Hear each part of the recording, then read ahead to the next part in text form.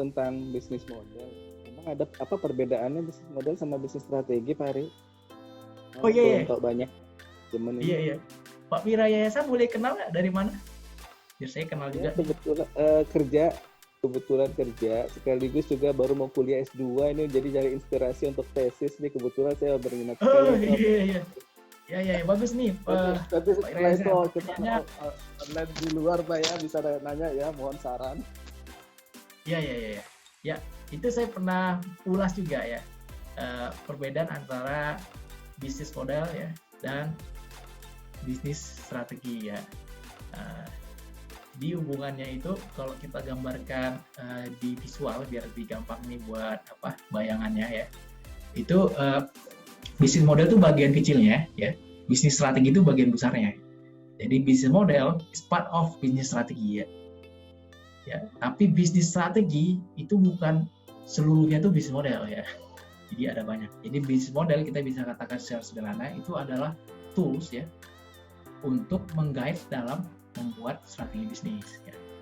Dan tools di dalam bisnis strategi itu banyak ya, banyak. Jadi ada pestle analysis, itu kita analisis lingkungan bisnis ya, lingkungan usaha dengan melihat aspek politik, ekonomik, sosial, teknologi ya, environmental, regulatory dan sebagainya. Nah itu pestle analysis. Ada juga kita menggunakan SCP tadi, ya, jadi structure, conduct, dan performance. Kita lihat dari sisi marketnya. Apakah kita berkompetisi di market yang oligopoli ya, monopoli, atau marketnya itu perfect competition, itu secara ekonomi dan secara strategi itu pendekatannya nanti akan berbeda gitu ya. Dan perilaku pemain di dalam industri tertentu ya, tadi dengan sifat industrinya itu juga akan berbeda ya. Kita tahu kalau monopoli dia akan mengenhance ya, itu market powernya dia. Dia pasti akan berusaha mengupayakan meningkatkan harga jauh di atas marginal cost-nya kalau dari teknologi ekonomi. Jadi itu dari SCP. Bisa juga kita menggunakan konsepnya modified value chain ya. Jadi dari setiap bisnis kita itu ada key activities, ada supporting activities. Dan setiap activities kita bisa komparasi dengan competitors kita. Kita bisa create margin apakah dari sisi business support atau dari key activities. Terus kita jumlahkan di bagian kanan ya.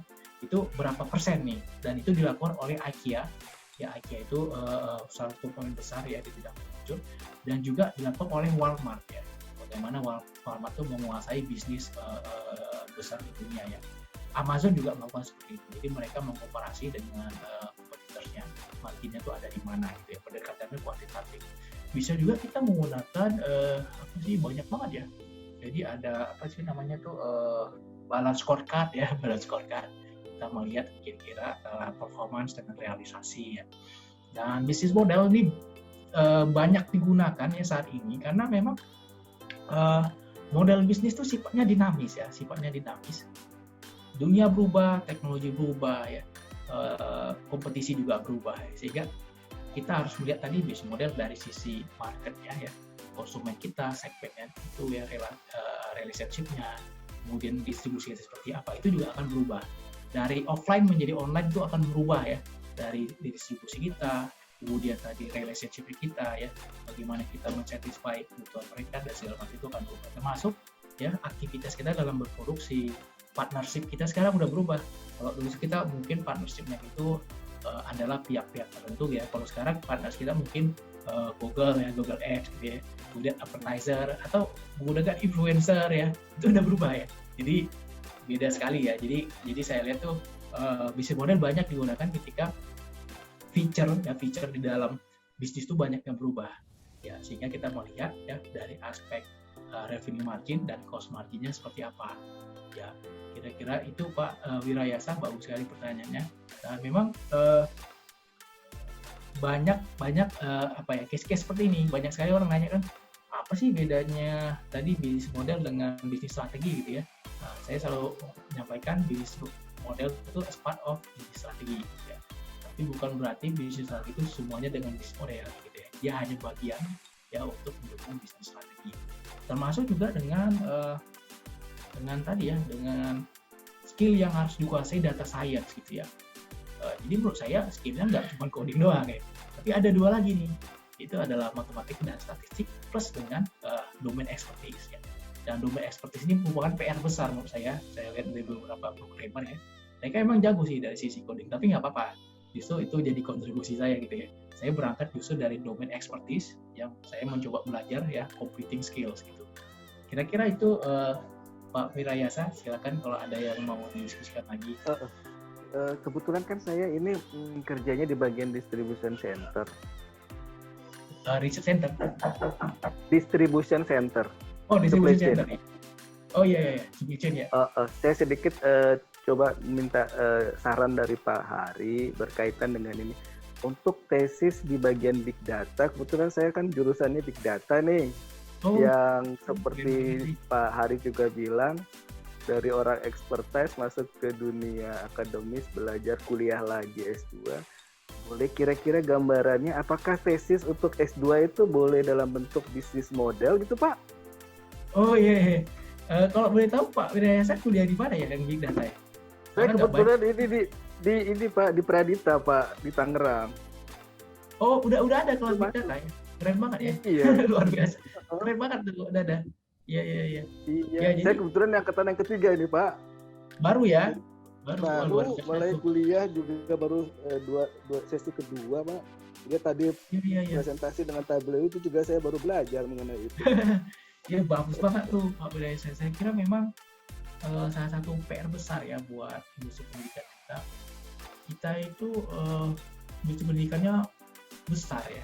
Dan kadang orang yang besar itu cenderung agak lambat berubah gitu. Saya melihat nama-nama besar lah di industri perguruan tinggi kita ya. Mungkin saya juga alumni dari sana gitu ya. Tapi ke apa ya, kecepatan berubah itu tuh agak lambat ya. Ada inersia ya. Nah itu jadi salah satu peluang ya buat kampus-kampus baru. Justru saya lihat tuh luar biasa. Saya appreciate banget. Jadi justru saya lihat bukan nama-nama kampus besar yang bermain di digital. Makanya saya sekarang mulai influence juga. Nah ini sekarang UI ITB mereka mulai merubah paradigma dan at least sudah ada beberapa SKS itu tentang data analytics. Saya sendiri itu diminta menjadi lecturer data analytics di magister akuntansi ya. Jadi magister akuntansi kita belajar data analytics gitu ya. Dan saya kira ini salah satu cikal bakal ya. Saya memimpikan nanti yang namanya machine learning itu ada di kelas finance ya, di kelas orang keuangan. Kita mau melihat prediksi stok saham ke depan kayak apa. Terus kita mau melihat sensitivity dari sisi sentimen investor terhadap stok itu seperti apa. Itu dengan machine learning ya. Dan menurut saya itu sangat dibutuhkan teman dari sisi investor, finance ya. Jadi itu yang visi saya ya, kenapa saya bersedia gabung juga di UI. Saya pengen mengarahkan ke sana meskipun saya sering dipesanin jangan terlalu di-push banget gitu ya. Karena modelnya saya tuh kadang gitu, saya kadang asik-asik sendiri ya, jadi saya harus menyesuaikan juga ya. Nah itu, jadi Pak Wirayasa bagus sekali untuk saya udah appreciate banget ya. Saat ini tuh nggak banyak ya Bapak saya yang bisa belajar khusus mengenai data analytics atau big data ya di perkuliahan, dan kira Pak Wirayasa bisa memanfaatkan momentum itu untuk melakukan riset yang sifatnya nanti mungkin nggak semacam tesis ya, tapi itu adalah capstone. Karena kalau Pak Wirayasa saya searching ya yang namanya Master Data Analytics, Business Analytics, Data Science di seluruh dunia ya, yang menjadi rujukan kita kan biasa dunia barat ya, Amerika, UK ya, atau Australia. Itu mereka tesisnya tuh capstone ya, bahkan mereka menggunakan itu internship dengan perusahaan ya tesisnya. Jadi tesisnya itu bahkan yang diuji bukan dosen, yang ujinya itu adalah profesional di perusahaan tersebut yang jadi sampel, dan outcome-nya tuh dinilai seberapa impactful ya project kita itu terhadap perusahaan. Dan menurut saya program Maksi sendiri, saya bukan promo kan, tapi kemarin saya menyaksikan sendiri ya. Tadi saya juga sebelum mulai acara ini dari pimpinannya juga sudah menerapkan ya. Jadi bukan tesis, jadi kita capstone, dan sudah ada mata kuliah-kuliah baru yang dibuka ya diadopsi, dan pendekatannya udah interdisciplinary. Jadi mereka boleh milih sekarang, boleh milih SKS di luar dari standar, boleh milih.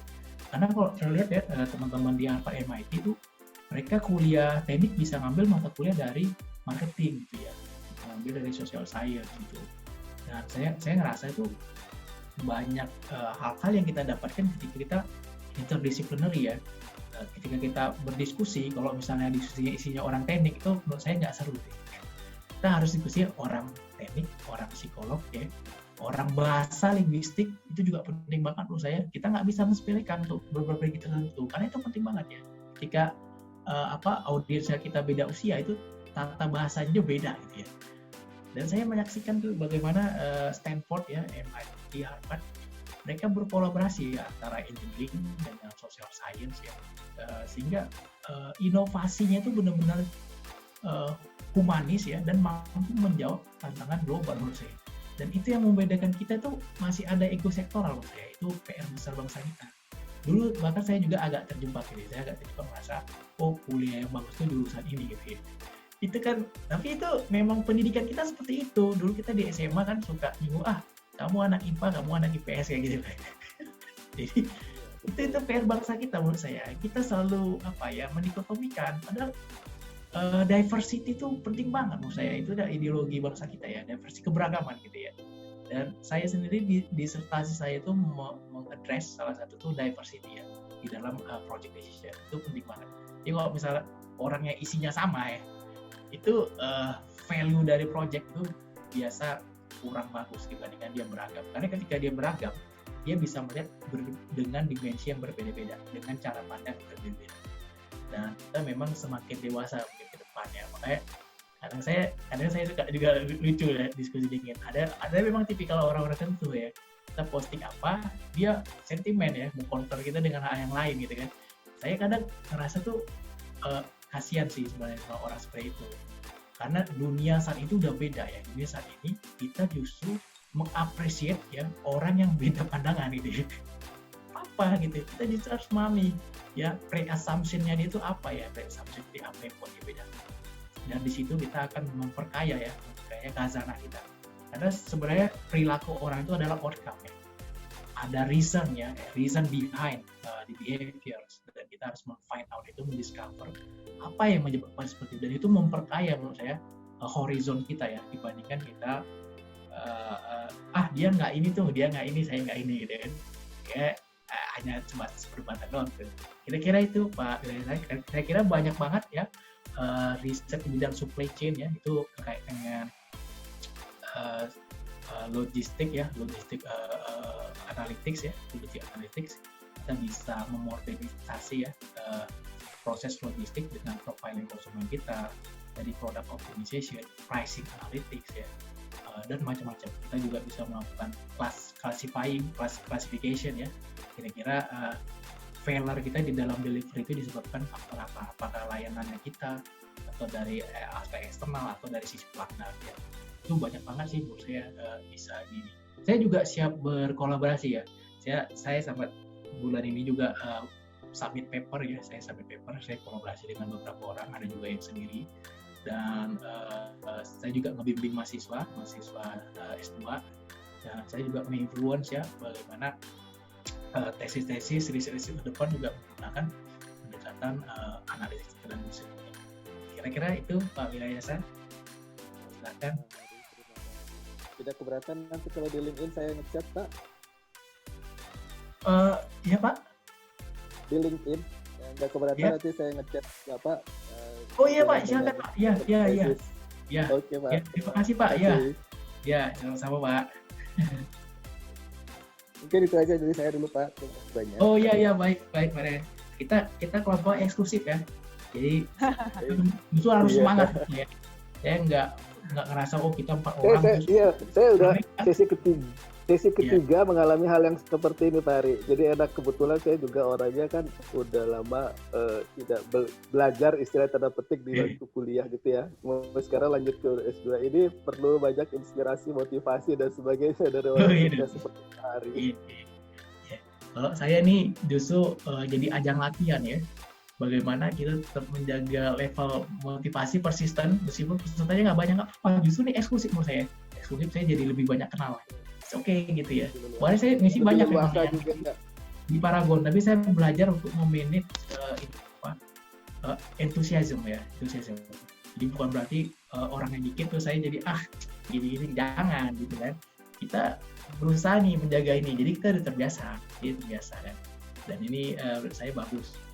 Jadi saya selalu menekankan itu, motivasi growing bukan karena pihak lain, bukan karena kita sendiri, kita memang mau sharing. It's okay. Karena memang awalnya hanya buat berdua ya Bu Rebecca ya. Ini kita jadi berempat nih, luar biasa. Betul Pak, rencananya hanya berdua eksklusif, tapi karena ada yang tertarik